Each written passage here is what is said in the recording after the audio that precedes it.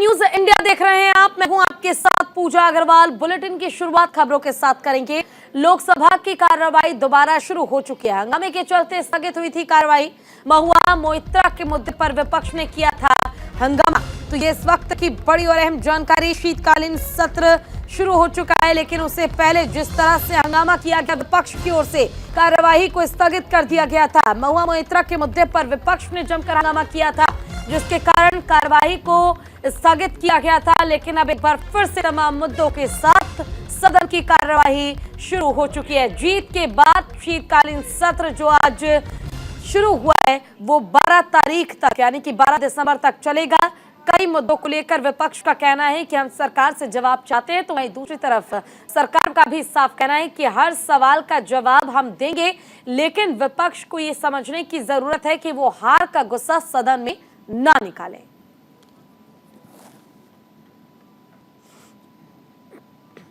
शीतकालीन सत्र से पहले प्रधानमंत्री नरेंद्र मोदी का संबोधन। सियासी गर्मी तेज हो गई है और इसी पर पीएम मोदी ने बयान दिया। 4 राज्यों के नतीजे उत्साह बढ़ाने वाले, सभी नतीजे देश के भविष्य को समर्पित है। सरकार के खिलाफ कोई लहर नहीं है। सत्र से पहले विपक्ष को पीएम मोदी की नसीहत। संसद में विपक्ष के साथ लगातार चर्चा करे। विपक्ष हार का गुस्सा ना निकाले, विपक्ष अपनी हार से सीख ले। विपक्ष को अपना रुख बदलना चाहिए। लोकतंत्र में विपक्ष भी सरकार जितना महत्वपूर्ण है।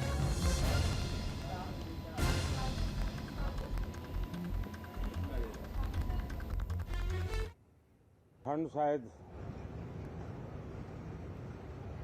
विलंब से चल रही है और बहुत धीमी गति से ठंड आ रही है, लेकिन राजनीतिक गर्मी बड़ी तेजी से बढ़ रही है।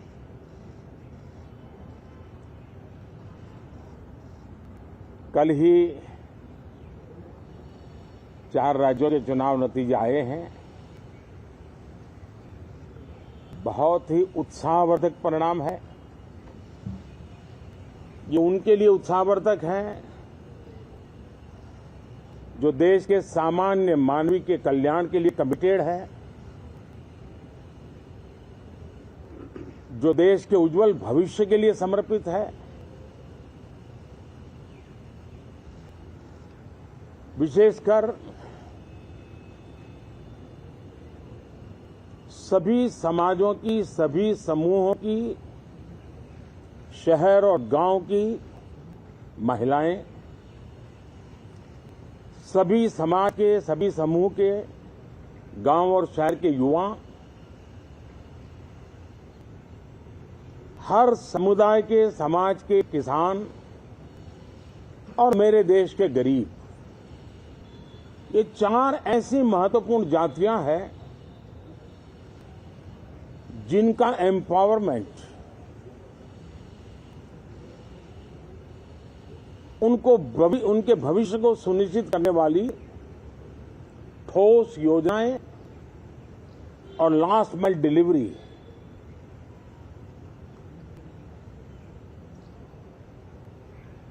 इन उसूलों को लेकर के जो चलते हैं उन्हें भरपूर समर्थन मिलता है। तो देखिए, प्रधानमंत्री नरेंद्र मोदी ने कार्यवाही शुरू होने से पहले जो संबोधन किया था वो हमने आपको सुनवाया, लेकिन फिलहाल कार्यवाही एक बार फिर से शुरू हो चुकी है। विपक्ष तमाम मुद्दों को लेकर सरकार को घेरने की तैयारी में। लोकसभा की कार्यवाही दोबारा शुरू हुई है। आपको बता दें कि हंगामे के चलते स्थगित हुई थी कार्यवाही।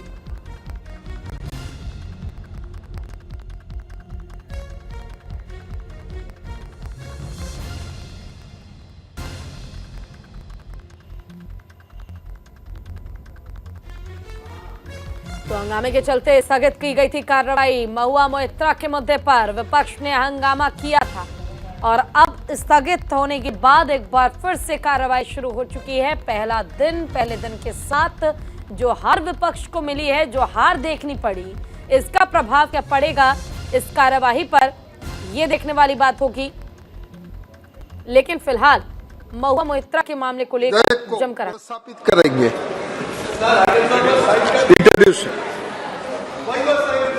शून्यकाल क्रम 1 श्री वैथिलिंगम भी TNC.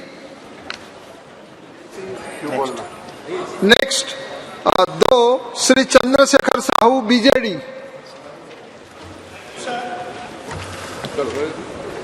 Sir, food is one of the basic necessities for sustenance of life, sir. Pure, fresh and healthy diet is most essential for the health of the people. Adulteration of food stuffs is so rampant, widespread and persistent that existing mechanism has not been enough for drastic remedy. So adulteration in food and food items is still a major issue that many come across in the country. It may not be visible to the naked eye, but the long-standing effects of such adulteration may impact one's health and well-being. The existing mechanism has so far not been able to make any drastic change to stop total food adulteration. The existing law enforcement agencies, may be of union government or the state governments, does not have enough manpower, mechanism and funds to check and stop adulteration of food and food items. Sir, we have also seen the results, outcome and achievements of FASAI in stopping the adulteration in food and food items so far in the country, and now the time has came for participation of each and every citizens of the country to stop adulteration in food and food items in the country, like a movement made for Clean India, Swachh Bharat Abhijan, and make provision of sufficient funds to states for the success of this Abhijan against food adulteration. Thank you, sir. Thank you very much. Item number 3, Dr. Abdul Samad MP Samdani ji.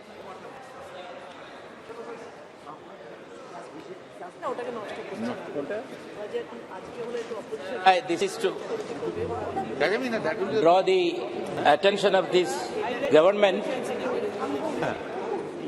through you, sir, through this august house, to certain very serious difficulties faced by the people in connection with the ongoing development work of National Highway 66, especially in my constituency, sir. Sir, the development work is very laudable, it is highly essential, and people have welcomed it, people have cooperated always with it, but they have certain difficulties, grievances with regard to the work that is going on. For example, sir, the intersection of Arikod Parappanangadi State Highway with NH 66 at a Kolappuram junction in my constituency is inadequately designed, necessitating an additional 5 kilometers of travel to various locations. Sir, proper design is urgently required.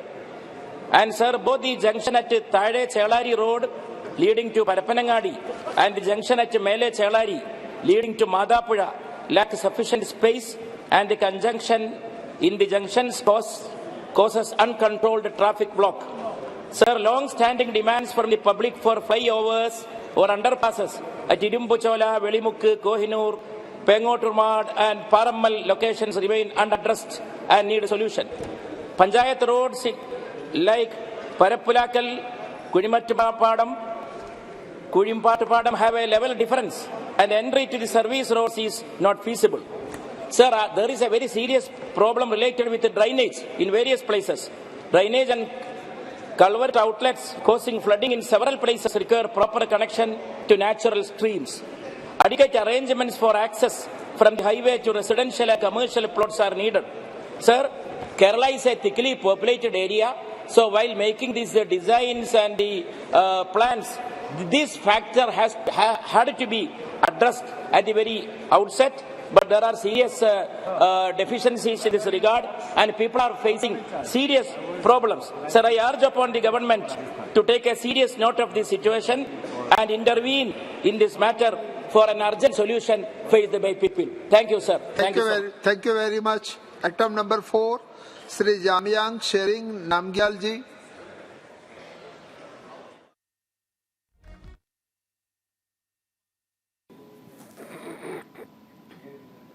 तो वहीं मिजोरम में 40 सीटों पर वोटों की गिनती जारी है। रुझानों में जेडपीएम बहुमत की ओर बढ़ते हुए बहुमत के करीब पहुंच चुके हैं। 26 सीटों पर जेडपीएम को मिली बढ़त, जेडपीएम कार्यकर्ताओं में जश्न का माहौल है।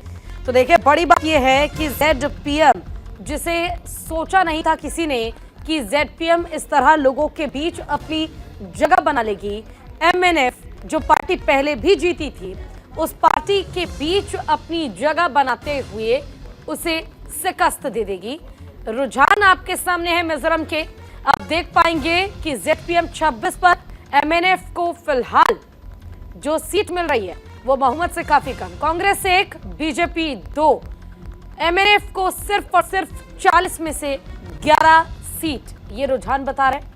हालांकि अभी फिलहाल जेडपीएम कार्यकर्ताओं के बीच जो लोग हैं उनके बीच काफी उत्साह, काफी खुशी, क्योंकि जेडपीएम पहली बार चुनावी मैदान में आया और आते ही कैसे छा गया है। आप देखिए, मिजोरम के लोगों के बीच ये उत्साह, ये खुशी बता रही है।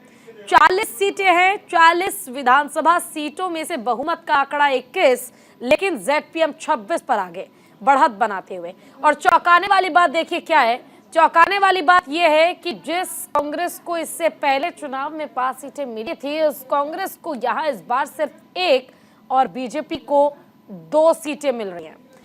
बीजेपी का खाता जो खुला नहीं था साल 2018 में, वो सीट और जो अभी फिलहाल की अगर स्थिति की हम बात करें तो 2 सीट बीजेपी के खाते में जाती नजर आ रही है।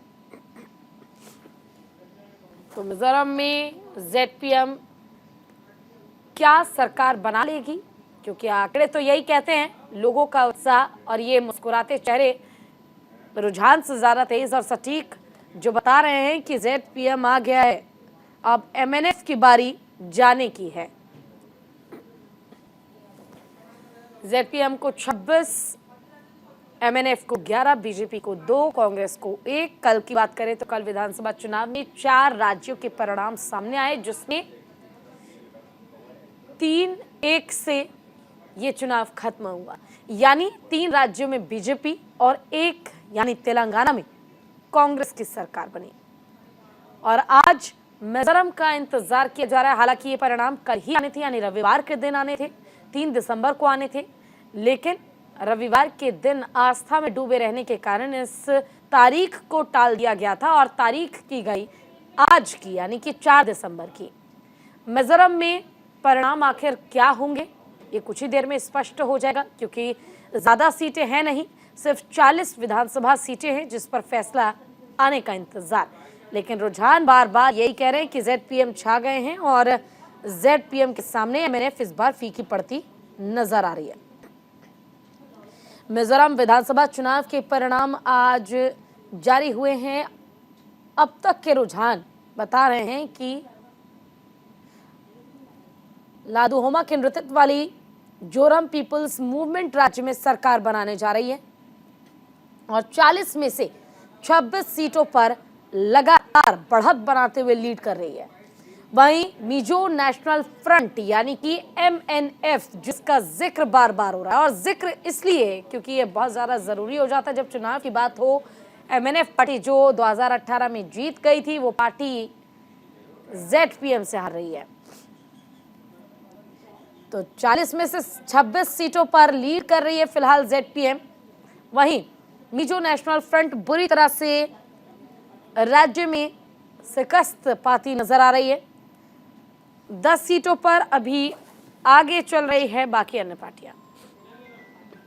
कांग्रेस सांसद अधीर रंजन चौधरी का बड़ा बयान सामने आया। बीजेपी की जीत पर बोले अधीर रंजन चौधरी, बीजेपी के पास प्रधानमंत्री के अलावा कोई चारा नहीं है। ये बीजेपी, आरएसएस, वीएचपी की नहीं, मोदी जी की जीत हुई है। तो बीजेपी की जीत पर बोले अधीर रंजन चौधरी। अधीर रंजन चौधरी की तरफ से बयान दिया गया, बीजेपी के पास प्रधानमंत्री के अलावा कोई और चेहरा नहीं है। ये बीजेपी, आरएसएस, वीएचपी की नहीं बल्कि मोदी जी की जीत है। कांग्रेस सांसद हैं अधीर रंजन चौधरी, जिन्होंने बयान दिया। उन्होंने कहा कि मोदी जी के अलावा कोई और चेहरा नहीं बीजेपी के पास।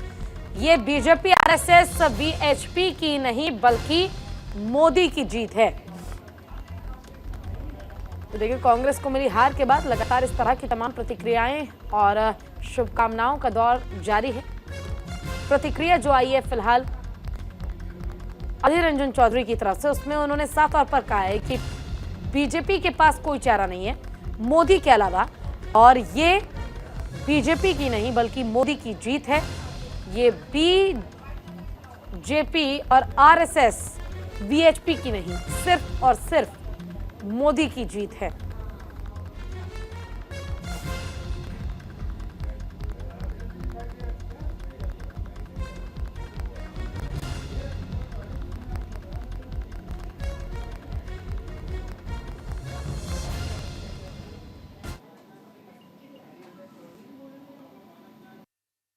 प्रधानमंत्री वर्सेस बाघेल, और राजस्थान में प्रधानमंत्री वर्सेस गहलोत वोट इस तरीके की हुई। हमें पहली बार देखा कि दिल्ली छोड़ के देश की प्रधानमंत्री गांव-गांव भटक रहे हैं चुनाव जीतने के लिए, ये भी देखा है।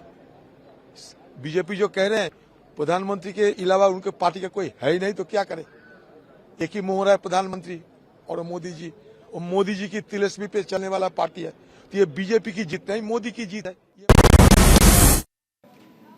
यहां वक्त छोड़ से ब्रेक का है, जल्द लौटेंगे।